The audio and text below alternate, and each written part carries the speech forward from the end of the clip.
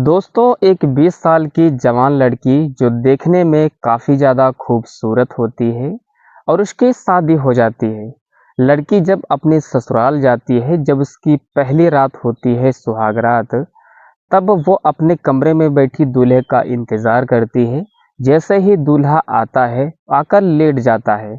अब दुल्हन मन में सोचने लगती है कि क्या मेरे साथ ये आज रात कुछ करेंगे नहीं? तो दुल्हन खुद कहती है कि क्या तुम मेरे साथ कुछ करोगे नहीं? दूल्हा बोलता है क्या करना है? अब जो दुल्हन होती है वो कहती है कि जैसे हर सुहाग रात में हर लड़की अपने पति के साथ और हर पति अपने पत्नी के साथ करता है, वही मेरे साथ करो। दूल्हा फिर से कहता है मैं क्या करूं? अब जो लड़की होती है बहुत ज़्यादा परेशान होती है, लेकिन लड़की भी क्या करे? अपना चरम सुख पाने के लिए लड़की लड़के का ज़बरदस्ती कपड़े उतारती है और उससे करने के लिए बोलती है। लेकिन जब लड़की उस लड़के का गुप्तांग देखती है, उसका प्राइवेट पार्ट देखती है, तो सच में हैरान हो जाती है। अब जब लड़की दूसरे दिन अपने ससुराल से मायके वापस जाती है, तो उसकी जो सखियाँ होती हैं, वो सब पूछती हैं कि तुम्हारी सुहागरात कैसी रही? तुम्हारे साथ कैसा हुआ? तुम्हारे साथ तुम्हारे पति ने कैसा किया? अब जो लड़की होती है वो बताने में अपने सहेलियों को शर्मा रही होती है कि अगर मैं अपने पति के बारे में सब बताऊंगी तो ये लोग तो हंसेंगी और मेरा मजाक बना लेंगी। इस वजह से वो लड़की कुछ भी नहीं बताती है। अच्छा, लड़की जब अपने घर जाती है, बहुत ज़्यादा गुमसुम रहती है, बहुत ज़्यादा उदास रहती है, तो उसकी माँ आखिर पूछ बैठती है कि बेटा जो तुम्हारी सुहागरात थी वो तुम्हारी अच्छी रही ना? तो लड़की रोने लगती है। जब लड़की रोने लगती है तो माँ उसके रोने का कारण पूछती है कि बेटा तुम रो क्यों रही हो? अब जो लड़की होती है जब अपनी पूरी कहानी अपनी माँ से बयां करती है, तो सच में उसकी माँ हैरान हो जाती है। और दोस्त, जब आप भी इस कहानी को पूरा सुनोगे तो आप भी तंग रह जाओगे, सोचने पर मजबूर हो जाओगे, आपके पाँव के तले जमीन खिसक जाएगी। तो दोस्त, बने रहिए वीडियो में अंत तक। चैनल पर नए हैं तो प्लीज़ चैनल को सब्सक्राइब एंड वीडियो को एक लाइक ज़रूर करना। और जहां से मेरी भी वीडियो देख रहे हो, एक प्यारा सा कमेंट ज़रूर करना। मैं नेक्स्ट वीडियो में आपका नाम अवश्य लूँगा। तो दोस्त, मेरे जीवन का बहुत ही बड़ा स्ट्रगल है। मैं 3 किलोमीटर से आता हूँ अपने खेत वीडियो शूट करने के लिए। घर पे बहुत ज़्यादा नॉइजिंग होती है तो मैं वीडियो शूट नहीं कर पाता हूँ। आप थोड़ा सा इस वीडियो में देखिए मेरे बारे में। मेरे दोस्त, जो लोग बहाना बनाते हैं कि मेरे पास स्टूडियो नहीं है, मेरे पास माइक नहीं है, तो देख लो स्ट्रगल यार। मैं 3 किलोमीटर पैदल जाता हूँ अपने खेत वीडियो शूट करने के लिए। मेरे पास भी स्टूडियो नहीं यार, बट क्या करूँ। मतलब जब तक आप सेक्रीफाइस नहीं करते हो तब तक आपकी लाइफ अच्छी नहीं बनेगी। सच बताऊँ दोस्त, तो किसी किसी दिन मैं इतना रोता हूँ कि भगवान मेरी कब सुने यार, ऑडियंस मेरी कब सुने। कोई बात नहीं, इग्नोर करते जाएंगे लोग, एक ना एक दिन तो ज़रूर देखेंगे। बस मैं मेहनत करता रहूँगा यार, ताकि मुझे बाद में पछतावा ना करना पड़े कि मैंने मेहनत नहीं की, मैंने बीच रास्ते में छोड़ दिया। दोस्तों, आज की जो मैं सच्ची कहानी आपको सुनाने जा रहा हूँ, ये सच्ची कहानी कर्नाटक के तुमतुम जिला में एक छोटा सा गांव पड़ता है बल्लारी, वहाँ की ये सच्ची कहानी है। और उसी बल्लारी गांव में एक 20 साल की खूबसूरत लड़की रहा करती है। देखने में बहुत ज़्यादा खूबसूरत होती है, जवान भी होती है। अब उस लड़की की शादी हो जाती है। अब लड़की की शादी होने के बाद जितनी रस्में रिवाज होती हैं, सब एकदम अच्छी तरीके से निभाई जाती हैं। पंडित जी मंत्र पढ़ते हैं, लड़का लड़की के गले में वर पहनाता है और लड़की लड़के के गले में वर पहनाती है। अब जैसे ही सुबह होती है, वैसे ही दूल्हा जो होता है उस लड़की को विदा करके अपने घर ले जाता है। इस तरह से दुल्हन अपने ससुराल पहुंच जाती है। अब धीरे धीरे दिन ढल जाता है। जैसे ही रात होती है, रात के 8-9 बजते हैं, वैसे ही दुल्हन अपनी पहली रात सुहागरात के लिए वो अपने कमरे में चली जाती है। अब दुल्हन अपने पति का इंतजार करते करते करीब करीब 11-12 बजा देती है, लेकिन उसका पति उसके कमरे में आता ही नहीं है। दुल्हन इंतजार करती है कि पति आए मेरे और मैं उनके साथ सुहागरात मनाऊं। लेकिन जैसे ही 11 बजते हैं, वैसे ही दरवाजे की कुंडी खटखटाने की आवाज़ आती है। दुल्हन जाकर दरवाज़ा खोलती है, देखती है कि उसके पति आ गए हैं। अब जो दुल्हन होती है, अब जो पति होता है, वो उसके कमरे में एंटर करता है, आ जाता है और बेड पर जाकर लेट जाता है।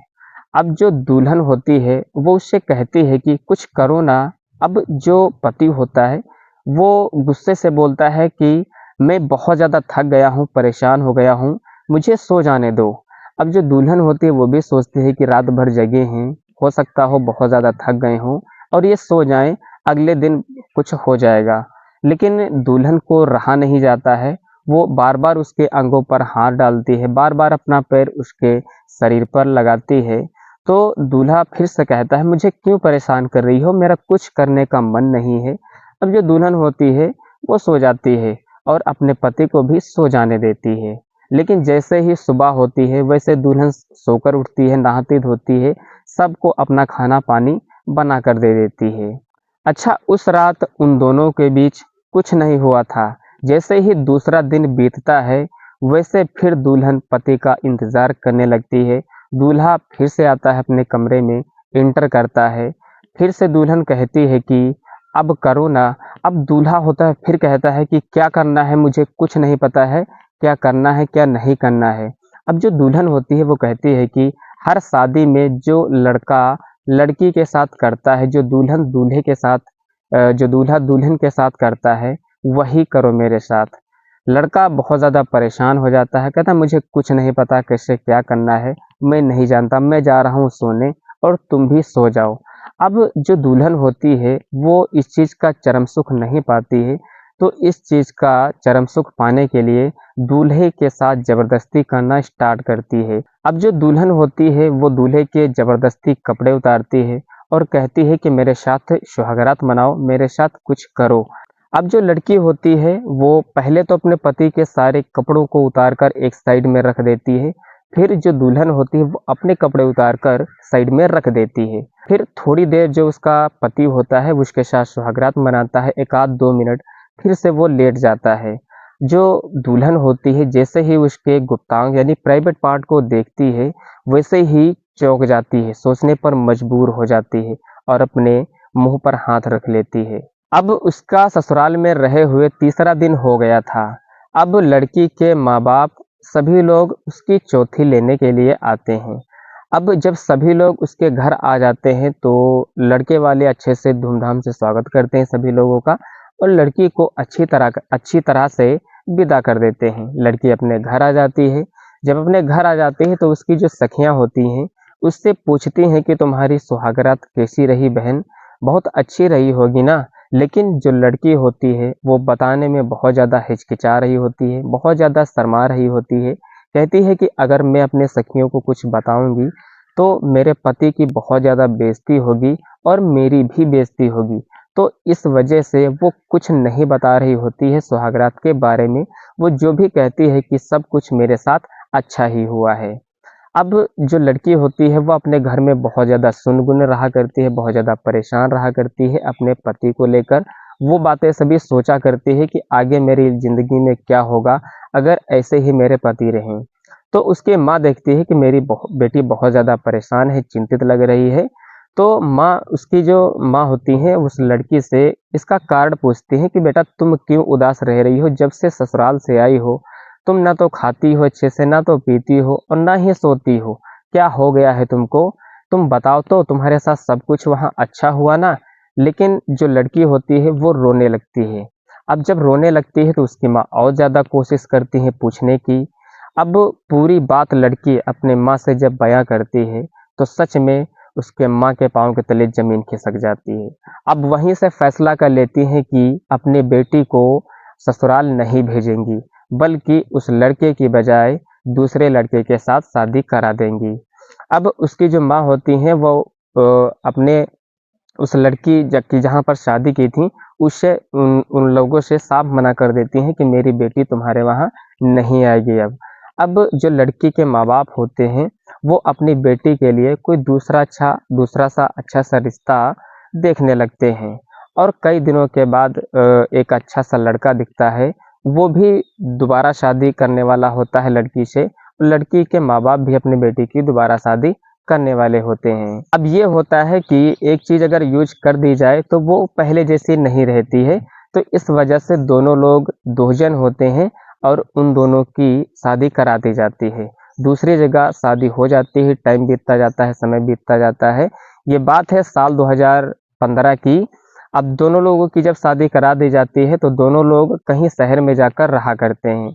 अच्छा, वो जिस रेखा की शादी कराई गई थी वो लड़का सब कुछ रेखा के साथ करता है और रेखा भी उसके साथ बहुत ज़्यादा खुश रहती है। जब मन चाहे तब उसके साथ शारीरिक संबंध भी बनाते हैं एक दूसरे के साथ।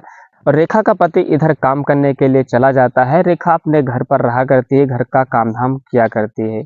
उन दोनों के शादी हुए हुए करीब करीब 8-9 साल बीत जाते हैं और उनके 2 बच्चे भी हो जाते हैं। अब जो लड़की जिस लड़के से शादी की थी, उस लड़के का एक दोस्त होता है, वो उसके घर पर आया करता है। अब जो लड़का होता है वो रेखा को बहुत ज़्यादा पसंद करने लगता है। उसको जब पसंद करता है तो रेखा भी उसे बहुत ज़्यादा पसंद करने लगती है, उसको देखने लगती है। लड़का देखने में काफ़ी अच्छा होता है।